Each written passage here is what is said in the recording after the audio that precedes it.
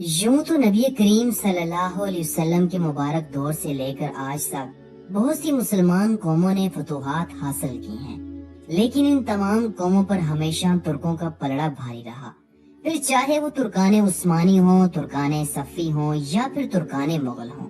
آج کی اس ویڈیو میں ہم ترکوں کے 6 بہادر اور طاقتور ترین بادشاہوں اور سلطانوں کا آپ سے ذکر کریں گے۔ نمبر 6، سلطان عبدالحمید ثانی۔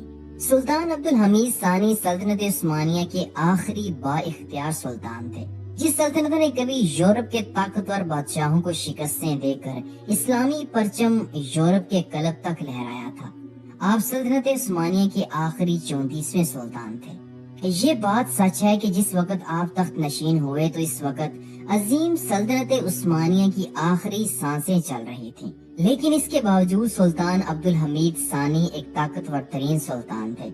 آپ سلطان عبدالحمید ثانی کی طاقت کا اندازہ اس بات سے لگائیں کہ جب سلطان عبدالحمید ثانی کو صہیونیت کے بانی تھیوڈور ہرزل نے خط لکھا، جس میں اس نے فلسطین کو یہودیوں کے حوالے کرنے اور اس کے بدلے 150 ملین پاؤنڈ دینے کی آفر کی، تو سلطان عبدالحمید ثانی نے جواب دیتے ہوئے کہا، جناب ہرزل کو میں نصیحت کرنا چاہتا ہوں کہ آئندہ وہ اس موضوع کے بارے میں نہ سوچیں، اس لیے کہ فلسطین میری ملکیت نہیں، میں فلسطین کی زمین کا ایک بالشت بھی نہیں بیچ سکتا، فلسطین سارے مسلمانوں کی ملکیت ہے۔ اس مٹی کی خاطر میرے آباء و اجداد عثمانیوں نے سینکڑوں سال جہاد کیا، اس کی مٹی میں مسلمانوں کا خون شامل ہے۔ یہودیوں کو میری نصیحت ہے کہ وہ اپنے پیسے اپنے پاس سنبھال کر رکھیں، اور اگر خلافت کا شیرازہ بکھر گیا تو فلسطین کو بغیر قیمت کے لے لیں، لیکن جب تک میں زندہ ہوں اللہ کی قسم کھا کر کہتا ہوں کہ چھری کے ساتھ میرے وطن کو کاٹنا آسان ہے اس بات سے کہ دیار اسلام سے فلسطین کو کاٹا جائے۔ عیسائی اور یہودی جانتے تھے کہ جب تک مسلمانوں میں خلافت موجود رہے گی تو خلیفہ کے ایک حکم پر قسطنطنیہ سے لے کر ہندوستان تک تمام مسلمان خلیفہ کے حکم پر جنگ لڑنے کو تیار ہو جائیں گے۔ اسی ڈر کی وجہ سے برطانیہ اور یہودی لابی نے 27 اپریل 1909 کو سلطان عبدالحمید کو معزول کرا دیا، جس کے بعد امت کا شیرازہ بکھر گیا اور امت مسلمہ ٹکڑے ٹکڑے ہو گئی۔ نمبر 5، سلطان جلال الدین خوارزمی۔ سلطان جلال الدین خوارزمی کو کون نہیں جانتا؟ آپ وہ غیرت مند بہادر ترک سلطان تھے جنہوں نے چنگیز خان کو ناکوں چنے چبوائے۔ سلطان جلال الدین خوارزمی سلطنت کے دوسرے سلطان تھے۔ 1221 عیسوی میں جب منگولوں نے چنگیز خان کی قیادت میں خوارزمی سلطنت پر حملہ کیا تو اس وقت جلال الدین خوارزمی شہزادے تھے، جبکہ سلطان جلال الدین خوارزمی کے والد محمد شاہ بادشاہ تھے۔ منگولوں کے حملے کے بعد سلطان جلال الدین خوارزمی نے خود چنگیز خان کے خلاف جنگ لڑنا چاہی، لیکن محمد شاہ نے ان کی سخت ترین مخالفت کی اور محمد شاہ خود فوج لے کر منگولوں سے جنگ کرنے کے لیے نکل پڑا۔ میدان جنگ میں منگولوں نے اپنی چالوں سے محمد شاہ کو بدترین شکست دی، جس کے بعد پھر کبھی بھی محمد شاہ منگولوں کے مقابلے میں نہ آ سکے، بلکہ محمد شاہ نے ایک پراسرار جزیرے میں سکونت اختیار کر لی اور وہیں ان کی موت ہو گئی۔ لیکن سلطان جلال الدین خوارزمی نے اپنے باپ کے برعکس منگولوں کے خلاف جنگیں جاری رکھی اور منگولوں کو پروان کے مقام پر پہلی بار فیصلہ کن شکست دی، جس سے منگول بوکھلا اٹھے۔ لیکن اس فتح کے بعد جلد ہی سلطان جلال الدین خوارزمی پر قاتلانہ حملہ ہوا اور آپ اس حملے میں شہید ہو گئے، اور یوں خوارزمی سلطنت پر منگولوں کا قبضہ ہو گیا۔ نمبر 4، سلطان مراد ثالث۔ سلطان مراد ثالث سلطنت عثمانیہ کے 12ویں سلطان تھے۔ اس بات میں کوئی شک نہیں کہ مراد ثالث ایک کمزور، عیش پرست اور جاہ پسند حکمران تھے، جو حرم کے زیر اثر تھے، جہاں پہلے ان کی والدہ نور بانو سلطان اور پھر ان کی پسندیدہ بیوی صفیہ سلطان کا زور چلتا تھا۔ لیکن ان سب کے باوجود مراد ثالث نے عیسائیوں کے خلاف نمایاں فتوحات حاصل کی، جس میں جزیرے قبرص، صوبہ تیونس، جارجیا، یمن اور صفی سلطنت کے کئی ایک زرخیز علاقے شامل تھے۔ یہ سلطنت عثمانیہ کی آخری فتوحات تھیں۔ ان فتوحات کے وقت عثمانی سلطنت اپنے عروج پر تھی۔ سلطان مراد ثالث کی وفات کے بعد پھر کبھی بھی سلطنت عثمانیہ فتوحات حاصل نہ کر سکی، بلکہ دن بدن سلطنت کی سرحدیں کمزور ہوتی گئیں۔ نمبر 3، سلطان سلیم۔ سلطان سلیم اول سلطنت عثمانیہ کے پہلے ایسے سلطان ہیں جن کے دور میں خلافت عباسی خاندان سے منتقل ہو کر عثمانی خاندان میں چلی آئی اور مکہ و مدینہ کے مقدس شہر عثمانی سلطنت کا حصہ بنے تھے۔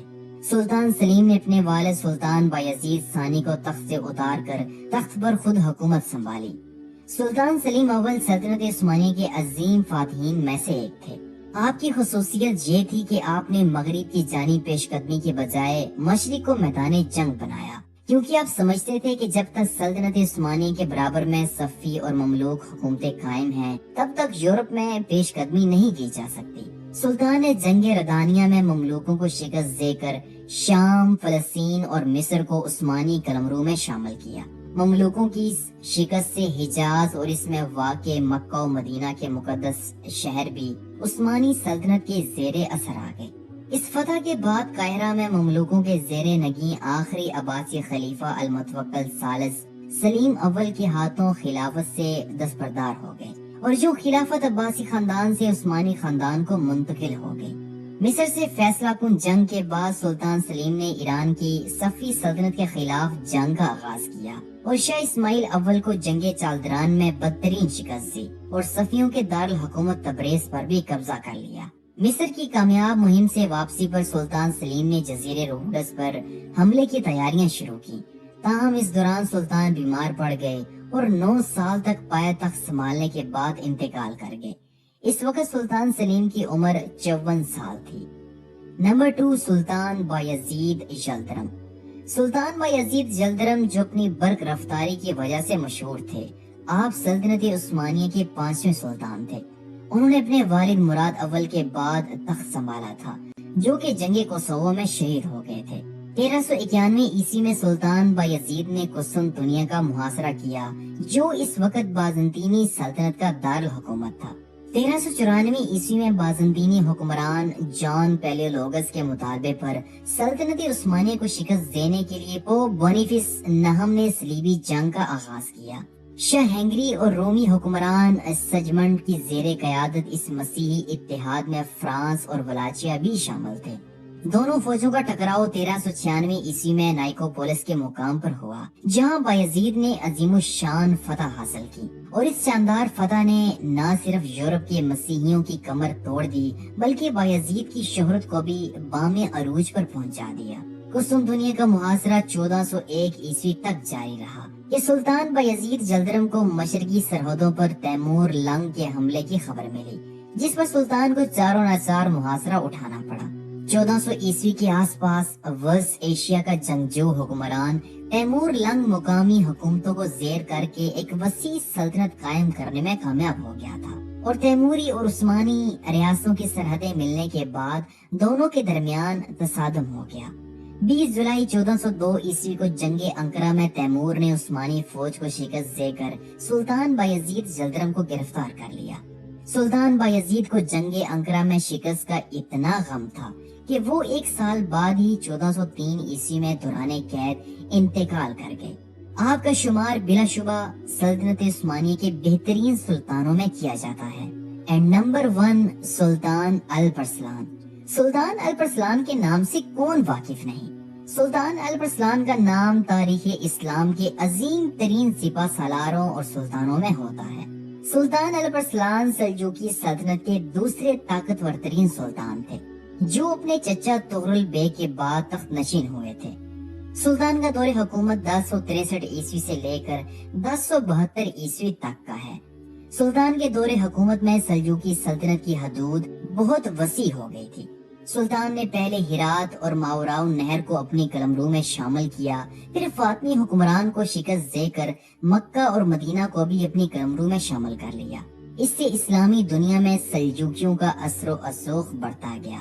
پھر سلطان نے بازنطینی عیسائیوں کے آئے روز حملوں کی وجہ سے ایک فیصلہ کن جنگ لڑنے کا فیصلہ کیا، جس کے لیے سلطان نے 26 اگست 1071 عیسوی کو ملازگرد کی جنگ میں عیسائیوں کو عبرت ناک شکست دی اور کیسر روم رومناس چہارم کو گرفتار کر لیا۔